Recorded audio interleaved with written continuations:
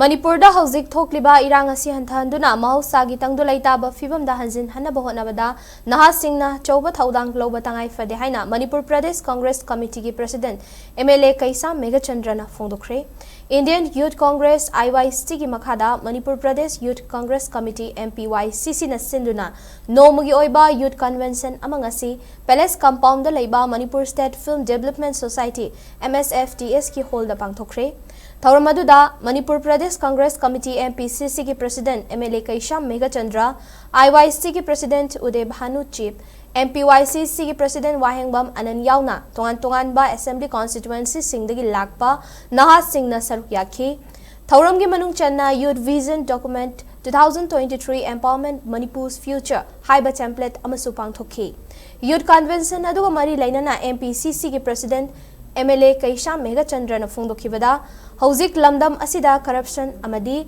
thabak phangdabagi chang wangba sina mai masin hairaba naha kayada chauna saitheng piri ngasi pangthokliba youth convention asina naha oiba singda wakhalau sing piduna hena chaukhatpa manipur ama oihannaba hotnabada chauna mateng oiragani BJP na state asida term anirak lengak pairakpada chaukhat lambi da chauna maning halakliba si koknaba Congress party na naha singa punna thabak tawminagani santi amadi chaukhatpa puraknaba naha singna su chauraba Thoudang lobiyu haiki. Youth gathering si Achouba Manipuri educated youths like Lasu Hairaba, work with the Naha sing, Tungan ba unrest Hairaba, and the Wakan Leitaba Kundra Naha sing the Masigi Youth Convention, so Wakandaba Mapigini and then Satawe, Maramdi Nasigi Youth Convention Asida, Manipur Pradesh Congress Committee, the Youth Vision 2030 Haidana, like Vision document ama puthokchari masigi document se masi document khantanadi masi thabak pangthokada se commitment Congress party ki commitment naha singi senior leaders singi tongan ba party men singi adu commitment nama youth singi damak tai koina Vision 2030 si su jagani masigi vision sida Manipur ki energetic koi naha singi tongan ba ro mayam singi adagi Manipur ki naha singi thabak phangdaba wari corruption ki ipak da tawiba naduna leiba Manipur ki naha singi awonba ma Manipur ama horaknaba santi ki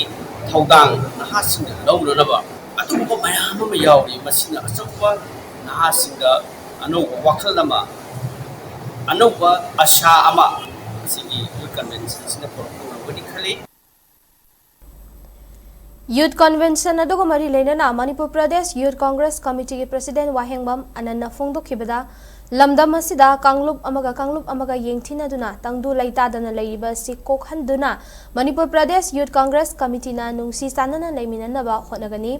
BJP laingakna miyam maruoina naha singbu yengthiriba si kokhanduna lamdam asigi economy science and technology amasung agriculture ki lamdasu state asi mangzil thanaba MPYCC na Achouba Thoudang logani haiki Manipur ki miyam da maruoina naharol singda aina paujal pijaning badi aikoi lingjen manasi unity of command laisi amana phaba lebak ki hairakpado akoi yasi maduda akoina yamna negative oiba criticism pidana akoi masen hundariba ngangnariba tawriba mayamse this too much beyond politics we youths we future belongs to youth aiduna naha sing akoi che laik aisu tamaba amadi Manipur ki tungi marai bak lep ka dawribani hariba naharol akoi se yamna wakal sanna yamna visionary oiba miyeng amada akoi satminadaba taragadi kanglu furuk laiminariba jati kya na khundariba akoi Manipuri Maitai Pangal, Manipuri Tangkul, Tarau, Maring, Mau, Laiba, Puruk Kangup Singase, Akoi Kuding Makse, Akoi Kangup Amakaka Manipur Salai Bearoi. Idea of Manipur Haibase, Kangup Furuk Maki responsibility ni, Masi respect of Golden,